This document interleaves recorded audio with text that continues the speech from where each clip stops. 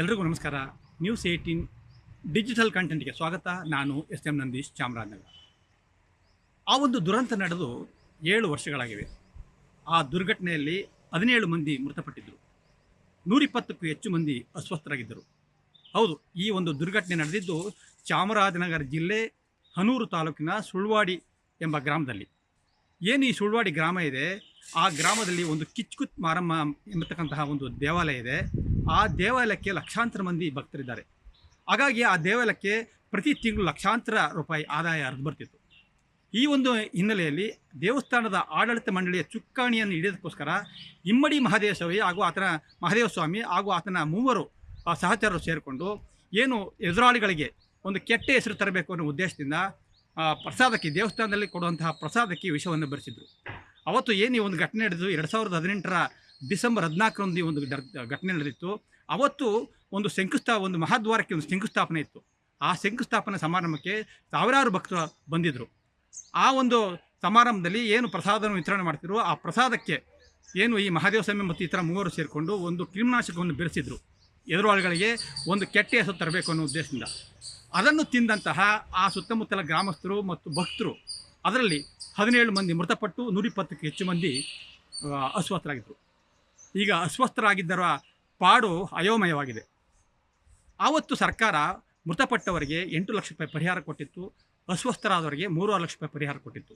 ಜೊತೆಗೆ ಅಂದಿನ ಮುಖ್ಯಮಂತ್ರಿ ಕುಮಾರಸ್ವಾಮಿ ಅವರು ಸ್ಥಳಕ್ಕೆ ಆಗಮಿಸಿ ಏನು ಮೃತಪಟ್ಟ ಕುಟುಂಬಸ್ಥರಿದ್ದರೆ ಅವರಿಗೆ ತಲಾ 2 ಎಕರೆ ಜಮೀನು ಕೊಡ್ತೀವಿ ಅಂತೇಳಿ ಒಂದು ಭರವಸೆಯನ್ನು ಕೊಟ್ಟಿದ್ದರು. ಜೊತೆಗೆ ಮನೆ ಮತ್ತು ನಿವೇಶನ ಕೊಡುವುದಕ್ಕೆ ಸಹ ಒಂದು ಆಶ್ವಾಸನೆ ಕೊಟ್ಟಿದ್ದರು. ಜೊತೆಗೆ ಏನು ಅಸ್ವಸ್ಥಗೊಂಡಿದ್ದರು ಅವರಿಗೂ ಸಹ ಒಂದು ನಿವೇಶನ ಮತ್ತು ಮನೆ ನಿರ್ಮಾಣ ಮಾಡಿಕೊಡೋದಾಗಿ ಒಂದು ಭರವಸೆಯನ್ನು ಕೊಟ್ಟಿದ್ದರು.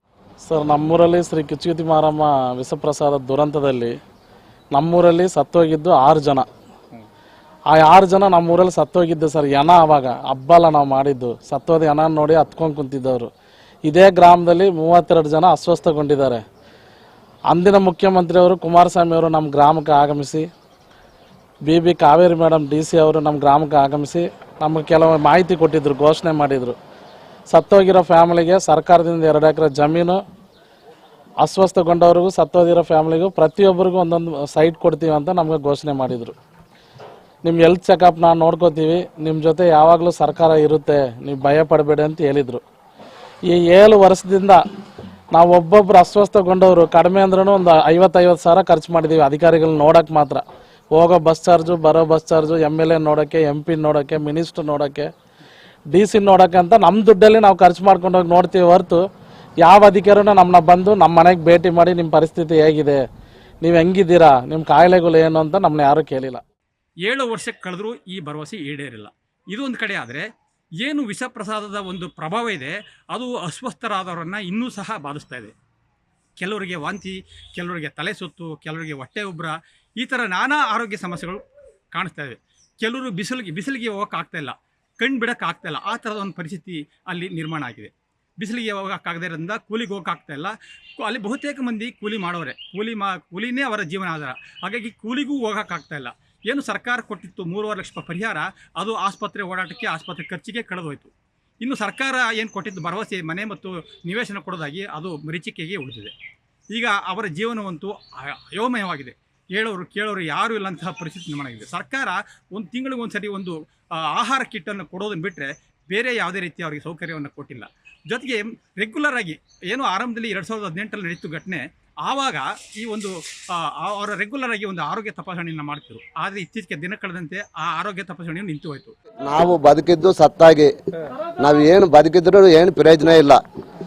ನಾವು ಹಿಂಗೆ ಸಾಯ್ತಾ ಇದ್ದೀವಲ್ಲ, ಅವ್ರಿಗೆ ಯಾವ ರೀತಿಯಾಗಿ ಇವಾಗ ಅವ್ರಿಗೆ ಜಾಮೀನು ಕೊಟ್ಟಿದ್ದೀರಿ ಅಂತ ನಮಗೊಂದು ಅರ್ಥ ಆಗುತ್ತಿಲ್ಲ ಸ್ವಾಮಿ. ನೀವು ಗೌರ್ಮೆಂಟ್ನವರೇ ಹಿಂಗೆ ಕೊಟ್ಟಿದ್ದೀರಿ ಅಂದ್ರೆ ನಾವಿನ್ನು ಯಾರ ಹತ್ರ ಹೇಳೋದು? ನಾವು ಯಾರ ಹತ್ರ ಹೇಳೋಕ್ಕೆ ಸಾಧ್ಯ ಇಲ್ಲ. ಅವ್ರಿಗೆ ದಯವಿಟ್ಟು ನೀವು ಆಯ್ಲು ದಂಡನೆ ತೂಗುದಂಡ ಕೊಟ್ಟೇ ಆಗ್ಬೇಕು ಅವ್ರಿಗೆ. ನಾವು ಕೊಡಬಾರ ಸ್ವಾಮಿ.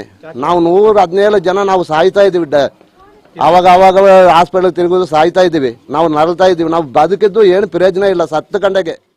ಹಾಗಾಗಿ ಅವರ ಆರೋಗ್ಯ ದಿನೇ ದಿನೇ ಹದಗೆಡ್ತಾ ಇದೆ. ಆ ವಿಷದ ಪ್ರಭಾವ ಇನ್ನೂ ಅವರ ದೇಹದಲ್ಲಿ ಕಾಡ್ತಾ ಇದ್ದು ದಿನಕ್ಕೊಂದು ರೀತಿ ನಾನಾ ರೀತಿಯ ಆರೋಗ್ಯ ಸಮಸ್ಯೆಗಳು ಉಂಟಾಗ್ತಾ ಇದ್ವು. ಅವರ ಆರೋಗ್ಯದಲ್ಲಿ ಏರುಪೇರು ಉಂಟಾಗ್ತಾ ಇದೆ.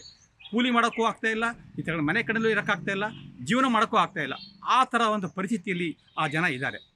ಇನ್ನೊಂದು ಕಡೆ ಏನು ಈ ಪ್ರಮುಖ ಆರೋಪಿ ಇದ್ದಾನೆ ಇಮ್ಮಡಿ ಮಹಾದೇವ ಸ್ವಾಮಿ, ಆ ಮಹಾದೇವ ಸ್ವಾಮಿಗೆ ಹೈಕೋರ್ಟ್ ಅನಾರೋಗ್ಯದ ಮೇಲೆ ಒಂದು ಜಾಮೀನನ್ನು ಮಂಜೂರು ಮಾಡಿದೆ.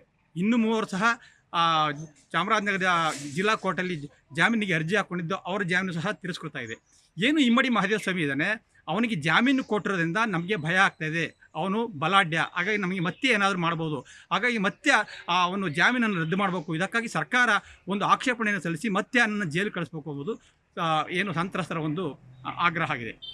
ಒಟ್ಟಾರೆ ಸರ್ಕಾರ ಏನು ತನ್ನ ಭರವಸೆ ಕೊಟ್ಟಿತ್ತು ಅದನ್ನು ಈಡೇರಿಸಬೇಕು. ಏನು ಅವರಿಗೆ ನಿವೇಶನ ಇದೆ ಅದನ್ನು ಕೊಡಬೇಕು, ಮತ್ತು ಮನೆ ನಿರ್ಮಾಣ ಮಾಡಿಕೊಡ್ಬೇಕು, ಮತ್ತು ಮೃತಪಟ್ಟ ಕುಟುಂಬಗಳಿಗೆ ಏನು ತಲಾ 2 ಎಕರೆ ಸರ್ಕಾರ ಒಂದು ಜಮೀನು ಕೊಡ್ತೀವಿ ಅಂತ ಹೇಳ್ತೀವಿ, ಅದನ್ನು ಮಂಜೂರು ಮಾಡಿಕೊಡ್ಬೇಕು. ಒಂದು ಕಳೆದ 7 ವರ್ಷಗಳಿಂದ ಅವರು ಕಚೇರಿಯಿಂದ ಕಚೇರಿಗೆ ಅಲ್ದು ಬೇಸತ್ತು ಹೋಗಿದ್ದಾರೆ. ನಾವು ವಿಷ ಪರ ತಿಂದವರು, ನಮ್ಮ ಮನೆ 4 ಜನ ತಿಂದವರು ಸಹ ಕೆಲ್ಸಕ್ಕೆ ಹೋಗಕ್ಕೆ ಆಯ್ತಾ ಇಲ್ಲ ಸಹ. ತಲೆ ಸುತ್ತಲೂ, ಕಣ್ಣು ಕಾಣಿಸಲ್ಲ, ಬಿಸಿಲಿಗೆ ಹೋದ್ರೆ ತಲೆ ಸುತ್ತಲೂ ಅವಾಗ ಉಸಿರಲ್ದಾಗೋಯ್ತದೆ ಸಹ. ಹೊಟ್ಟೆ ನೋವು, ನಮಗೆ ಹಾರ್ಟ್ ಪ್ರಾಬ್ಲಮ್ಮು, ನಮ್ಮ ಯಜಮಾನ್ರಿಗೂ ಹುಷಾರಲ್ಲ ಸಹ, ಅವ್ರಿಗೂ ಆವಾಗ ಹುಷಾರಲ್ದಾಗೋಯ್ತದೆ. ನಮ್ಮ ಹುಡುಗನ ತಿಂದ್ಬಿಟ್ಟು ಸಹ ಕೆಳಗಿರಿಗಿರಿ ಬಂದು ಕೆಳಗಡೆ ಬಿದ್ದು ನೋಡಿ ಕೈ ಮುಳ್ಕೊಂಡ ಸರ್ ಮೊನ್ನೆ ದಿನ. ಅವನಿಗೂ ಊಟ ಮಾಡೋಕ್ಕಾಗಲ್ಲ, ಓದೋಕ್ಕಾಗಲ್ಲ, ಅವನಿಗೂ. ನಾವು ಏನು ಕೆಲ್ಸಕ್ಕೆ ಹೋಗಲ್ಲ ಸಹ, ಅಲ್ಲ ಮಾಡ್ತೀವಿ ಅಂದ್ರೆ ಏನು ಮಾಡಲ್ಲ ಸಹ, ಬಾರಿ ಯಾರು ನೋಡಲ್ಲ ಸರ್ ನಮ್ಮನ್ನ. ಈಗ ಅವರಿಗೆ ಸಾಯೋದೊಂದೇ ಬಾಕಿ, ಆ ಥರದ ಒಂದು ಪರಿಸ್ಥಿತಿ ನಿರ್ಮಾಣ ಆಗಿದೆ. ಸರ್ಕಾರ ಈಗಲಾದರೂ ಎಚ್ಚೆತ್ತು ತಾನು ಕೊಟ್ಟಿದ್ದಂತಹ ಭರವಸೆಯನ್ನು ಈಡೇರಿಸಿದ್ರೆ, ಮತ್ತು ಅವ್ರಿಗೆ ಏನು ಕೊಟ್ಟಿತ್ತು ಸರ್ಕಾರ, ನಿವೇಶನ ಕೊಡೋದು ಅಥವಾ ಮನೆ ಕೊಡೋದು ಅಥವಾ ಜಮೀನು ಕೊಡೋದು, ಇವುಗಳ ಜೊತೆಗೆ ರೆಗ್ಯುಲರ್ ಆಗಿ ಅವ್ರಿಗೆ ಒಂದು ಆರೋಗ್ಯ ತಪಾಸಣೆಯನ್ನು ಸಹ ಮಾಡಿಸಬೇಕಾದಂಥ ಒಂದು ಅಗತ್ಯ ಇದೆ. ಹಾಗಾಗಿ ಈ ಒಂದು ಹಿನ್ನೆಲೆಯಲ್ಲಿ ಸರ್ಕಾರ ಗಂಭೀರವಾದ ಕ್ರಮವನ್ನು ಕೈಗೊಂಡು ಏನು ತಾನು ಸರ್ಕಾರ ಏನು 7 ವರ್ಷದಿಂದ ಭರವಸೆ ಕೊಟ್ಟಿತ್ತು ಅದನ್ನು ಈಡೇರಿಸಿದರೆ ಒಂದಷ್ಟು ಬದುಕು ಕಟ್ಟಿಕೊಳ್ಳುವಂತಹ ಸಾಧ್ಯತೆ ಇಲ್ಲಿ ಕಂಡುಬರ್ತಾ ಇದೆ. SM Nandish, news 18, Chamarajanagar. ನಿರ್ಭೀತ, ನಿಷ್ಪಕ್ಷಪಾತ, ವಿಶ್ವಾಸಾರ್ಹ ಸುದ್ದಿಗಳಿಗೆ ಮತ್ತೊಂದು ಹೆಸರಾಗಿರೋ ನ್ಯೂಸ್ 18 ಕನ್ನಡ ಈಗ ಆಪ್ನಲ್ಲೂ ಲಭ್ಯ ಇದೆ. ದಯವಿಟ್ಟು ಇಲ್ಲಿರೋ QR ಕೋಡ್ ಅನ್ನ ಸ್ಕ್ಯಾನ್ ಮಾಡಿಕೊಂಡು ಆಪ್ ಡೌನ್ಲೋಡ್ ಮಾಡೋದಕ್ಕೆ ಮರಿಬೇಡಿ. ನಿಮ್ಮ ಬೆಂಬಲ ಹೀಗೆ ಸದಾ ನಮ್ಮೊಂದಿಗಿರಲಿ. ಧನ್ಯವಾದ.